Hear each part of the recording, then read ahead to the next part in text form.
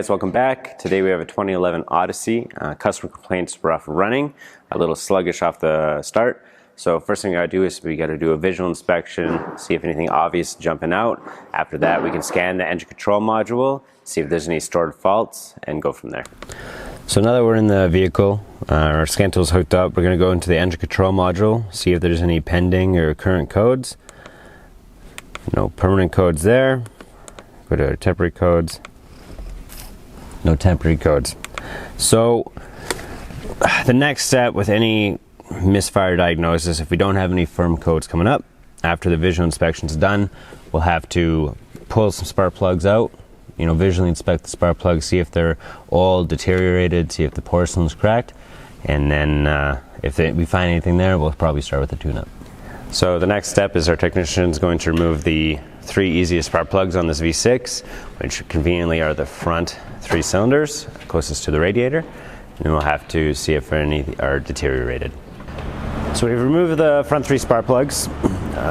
Without showing you too much of what we did to confirm why I wanted to remove the front 3 besides for convenience, we monitored the data PIDs on the scan tool, see which cylinder, if there's a misfire monitor in the scan tool itself for this vehicle.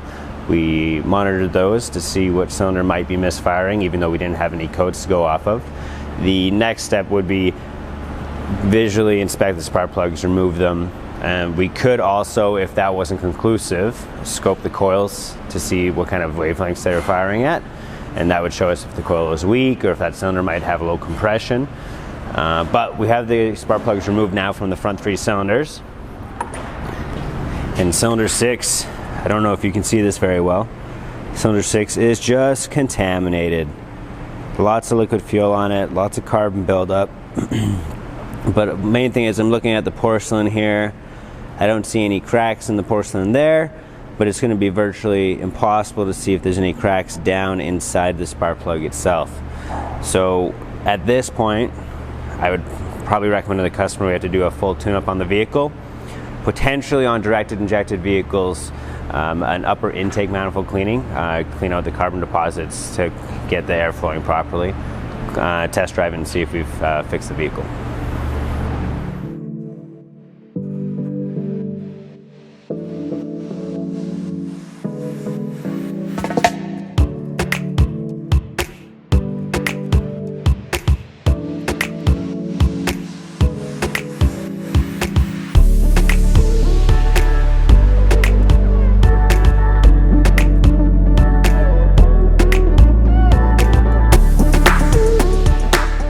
So after explaining to the customer our diagnostic steps and procedures, they have authorized us to put new plugs and coils in the vehicle, and also they have opted to do the upper intake system cleaning to help free the flow of the air and clean the deposits out inside the vehicles. You always have to double check that the gap looks uniform across all the new spark plugs. These particular spark plugs come pre-gapped from the factory. There's absolutely no adjustments you should be making, but it is to ensure that they didn't get dropped while shipping and make sure that they're all good. So we'll install these spark plugs. What we'll do after that is we'll set up the intake system cleaning, and we'll perform the intake system cleaning and test drive and see how it goes. So we've installed all the plugs and coils. We're just going to do a confirmation startup, make sure it's idling nice and smooth, and then we'll proceed with the engine cleaning. Sounds great. Sounds a lot better than when it came in originally. So at this point, we're going to set up our chemical cleaning process for the upper intake manifold and let's go from there.